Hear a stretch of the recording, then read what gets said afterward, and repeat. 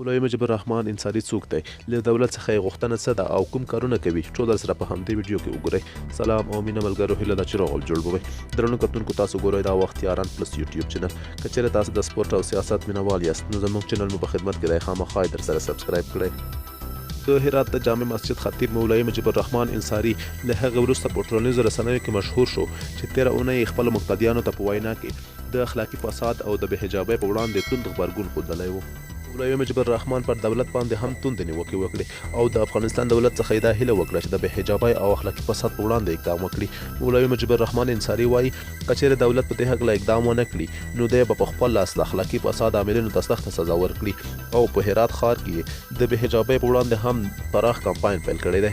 هغه پر لویو لارو باندې لوی بینرونه لګولي دي او د بې حجابۍ په وړاندې د عامه پوهاوي لپاره غټه مبارزه روانه کړې ده.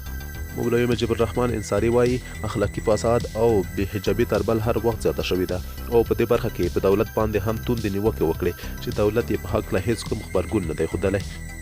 له بلې خوا د افغانستان دولت هم د مولانا مجيب الرحمن انصاري د څرګندونو په هکله د نافذه قوانینو دریځ څرګند کړی دی. د افغانستان د اساسي قانون د 122 مادې او د قضایه قوې د واک او تشکیل قانون د 8 مادې 2 بند په اساس مولانا مجيب الرحمن انصاري هیڅ واک نه لري چې یا د موضوعاتو ته رسیدګي وکړي. نوموړې مادې داسې صراحت لري 122 ماده هیڅ قانون نشي کولای په هیڅ حال کې کومه قضیه یا ساحه په څه ډول چې په دې فصل کې تهدید شوې ده د قضایه قوې له صلاحیت څخه وباسي او بل مقام ته یې وسپاري.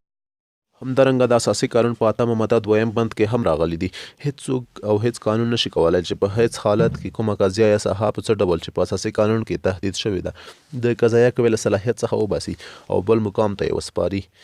خو مولوي مجيب الرحمن انصاري وایي که دولت په هکله اقدام ونه کړي نو د دغه قانون څخه به ځان وباسي او د اخلاقي فساد عاملینو ته به په خپل لاس سخته سزا ورکړي. درنو لیدونکو، له تاسو څخه ډېره زیاته مننه چې ویډیو مو سره تر پایه پورې وکته. که چیرې ویډیو مو خوښه شوې وي نو لایک او شیر یې کړئ. همدارنګه زموږ چینل هم درسره سبسکرایب کړئ. تر یوې بلې نوې ویډیو پورې د خدای په امان.